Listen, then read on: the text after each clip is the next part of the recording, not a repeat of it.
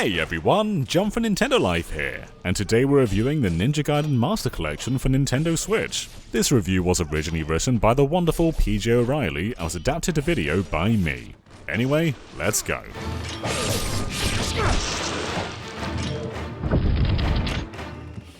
Whether you prefer Ninja Gaiden Sigma over Ninja Gaiden Black, or Vanilla Part 2 over its enhanced version, or don't really care either way, the prospect of enjoying Team Ninja's legendary action series on Switch is a pretty tantalizing one.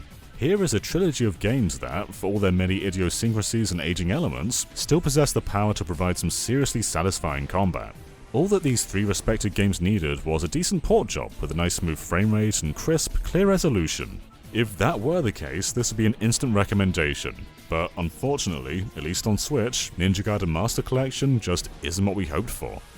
With pre-release press touting a Switch port aiming for 720p and 60fps, we had high hopes that the adventures of Ryu Hayabusa would arrive on Switch in fine form.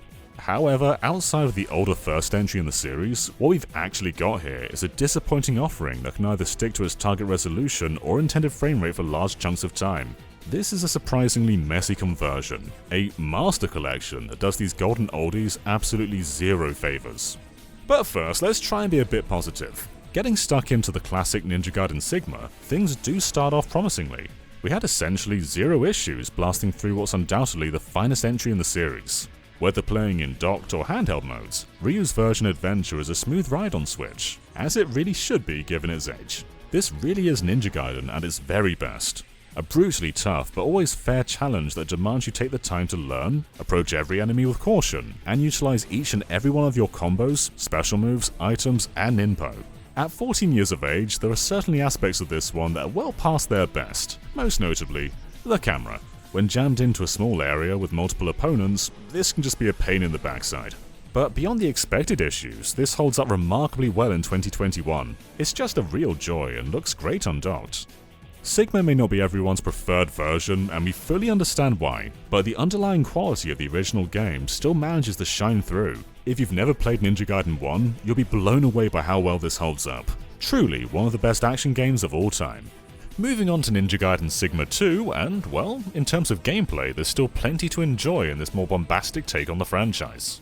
It may not be anywhere near as difficult or thoughtful or refined as its predecessor. It may drop the original's mazy, secret strong levels in favour of pushing you through corridors full of rinse and repeat bad guys. But this sequel still absolutely delivers when it comes to action and spectacle. Want to face off against a possessed Statue of Liberty? Ninja Gaiden Sigma 2 has your back. And for all the complaints about how the Sigma version is watered down, it's still pretty challenging. The addition of decapitations and overcharged finishing moves that punctuate the action give the sequel a totally different rhythm. This is fundamentally an easier game that allows you to take a moment to pull off an obliteration technique or use a supercharged ninpo to make some space in a crowd of enemies. There are far more opportunities to heal and save your progress too, and as a result, this is an action game that has replayability in spades. It's a completely over-the-top, boss-packed affair that wants you coming back again and again. The Master Collection also returns all the lovely blood and violence proceedings via a Day 1 patch, something that makes this version a bit more special. Ninja Gaiden Sigma 2 is also packed full of modes, with chapter challenges, ninja races, and tag missions to keep players busy after the 10 or so hour long campaign. In short, there's plenty of lovely violent fun to be had here. Or at least there would be if the whole thing weren't marred down by incessant technical issues that drag down the entire experience. Right from the get-go, these issues rear their head in the Switch port of Sigma 2, and in both docked and handheld modes, there's some pretty harsh dynamic resolution scaling. In an attempt to keep the frame rate steady, the image quality drops ridiculously low, and the thing is, the frame rate is far from steady. We reckon for the vast majority of our time with Sigma 2, it was almost never 60fps. Not just in combat, but when strolling through the environments with nothing happening. This technical inconsistency on Switch is a real shame, a messy experience that's perhaps the worst playthrough of the game we've had on any system.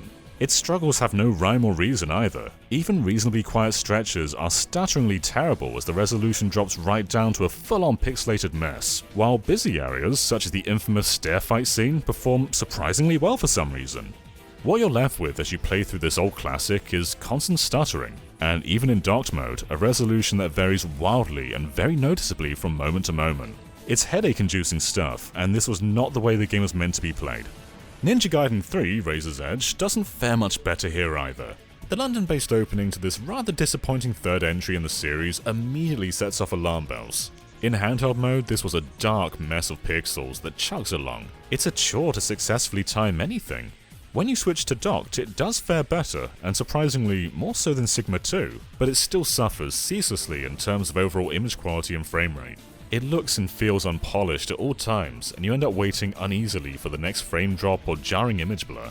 These just aren't the kind of games you want these issues with. It's just not smooth or clear enough. In the end, what Switch owners are getting here is anything but a master collection. The original Ninja Gaiden Sigma may run pretty well, but otherwise, what's here is just making us want to play on other platforms. If your only option is Switch, then at least you can play the original Ninja Gaiden in a pretty pleasant way.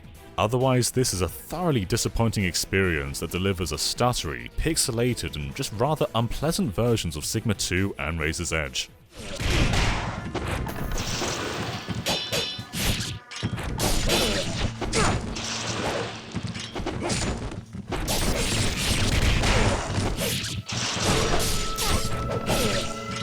Ninja Gaiden Master Collection starts off pretty promising with the port of Ninja Gaiden Sigma. However, the other two games go so far downhill. All we needed here was a solid, no-frills port, and this collection would have been an instant recommendation. As things stand, it's a disappointing experience and a very poor way to play these games. We here at Nintendo Life give Ninja Gaiden Master Collection a 5 out of 10. Thank you for watching, and let us know your thoughts on these games in the comments below. But until then, slash that subscribe button, and we'll see you next time. Bye everyone.